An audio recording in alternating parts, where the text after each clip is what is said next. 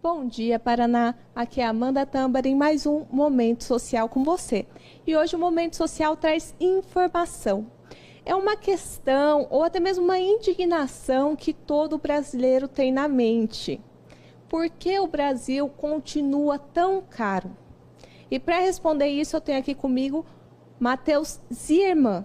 Ele é mestrado, me corrija se eu estiver enganado.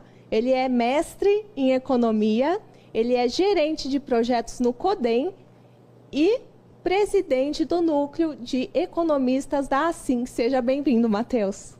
Olá, Amanda, tudo bem? Muito obrigado aí pelo convite. É um prazer estar aqui falando um pouco mais de economia, né, que é um tema que eu gosto bastante aí, e poder compartilhar isso com o pessoal. Isso, é economia no bolso, que mexe no bolso de todo mundo, né? Matheus, afinal, por que o Brasil continua tão caro? Bom, essa é uma pergunta que acho que todo mundo se faz constantemente, né? Todo dia ali a gente vê informações, a gente vai no mercado, vai se compra e vê que no final do mês acaba que o nosso dinheiro não acaba atingindo o que a gente precisa, né?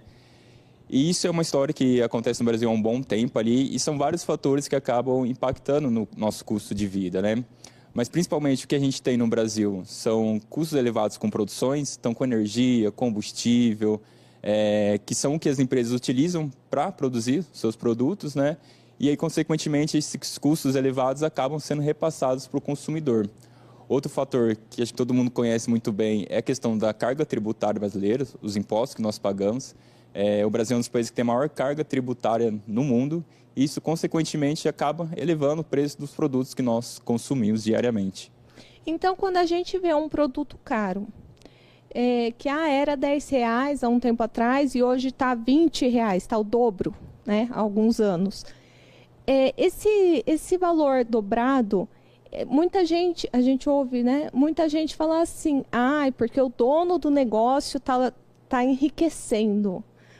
Tá enriquecendo, por isso que está caro. É verdade isso? Confirma, esclarece para a gente isso. Nós sabemos que os empresários, eles necessitam, né, ter uma parte ali do que eles vendem, volta para o negócio, para eles investirem, continuarem crescendo, melhorar seus produtos para melhor atingir as nossas necessidades. Isso é o lucro que eles têm, né? Então, justamente o preço, uma parcela dele vai justamente para o empresário ter seu lucro ali, conseguir expandir o seu negócio e conseguir atender necessidades da economia. Mas o que acontece em muitos mercados, né, em muitos setores, esse aumento do preço, o empresário não consegue fazer esse repasse diretamente para o consumidor, né? Então, tem alguns setores chaves da nossa economia, principalmente o setor de alimentos, né? Constantemente, vários fatores interferem no preço, seja condições climáticas, seja a própria oferta, né, dos insumos, importações, exportações. Tudo isso encarece ali, pode encarecer o preço do produto, do alimento, e o empresário ele não tem muita capacidade ali de reverter esse aumento do preço ali para o preço final que o consumidor paga, né? E aí, então, ele acaba tendo uma margem pequena ali do seu lucro, do seu valor. Então, esse aumento, né, quando tem ali de um preço de um ano para o outro, não é porque o empresário só quer enriquecer, né? Justamente porque os custos deles também aumentaram ali de produção. E para onde são? Quem ganha com esse aumento? Acho que essa é a pergunta. Quem ganha com o aumento do preço dos produtos? Olha, geralmente, né, quando tem o aumento ali dos preços dos produtos, uma grande parte deles justamente são os impostos, né, que a gente paga por esses produtos. E aí os impostos geralmente vão para o governo, né? O governo faz a gestão desse município e aí de maneira indireta ele acaba retornando para a população de maneira geral, né? Pelo menos como deveria ser, né? O governo, quando a gente faz a compra de um produto, né? Então a gente paga o imposto, o governo arrecada esse imposto e ele deveria reverter, né? Justamente em serviço de qualidade para toda a população. Então, de maneira geral, né? O aumento do preço ele deveria beneficiar toda uma população de um país. Tá certo, é assim que deveria ser, né? Exatamente. E como que a gente pode se prevenir contra esses aumentos que não retornam em contribuição para a população?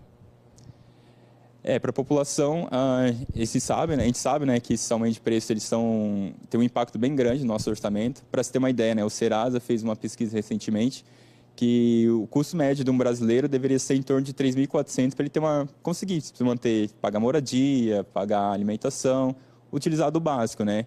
E hoje a gente sabe que o nosso salário mínimo é em torno de 1.650, né? Então tem um valor muito grande ali dessa diferença do que deveria ser do que realmente é.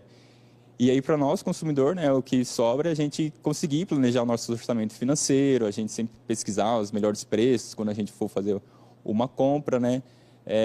Olhar ali todo mês para onde está indo nosso dinheiro, para a gente conseguir se planejar mesmo o orçamento que a gente tem, o orçamento familiar, que é a melhor maneira que a gente tem para se prevenir desses aumentos de preço, né?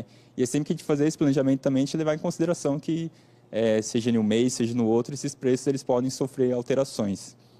Tá certo, Matheus. Eu agradeço a sua participação aqui no Momento Social e eu também vou acrescentar aqui no nosso assunto que mais uma coisa muito importante para a gente se planejar financeiramente é prestar atenção em quem a gente escolhe como representante.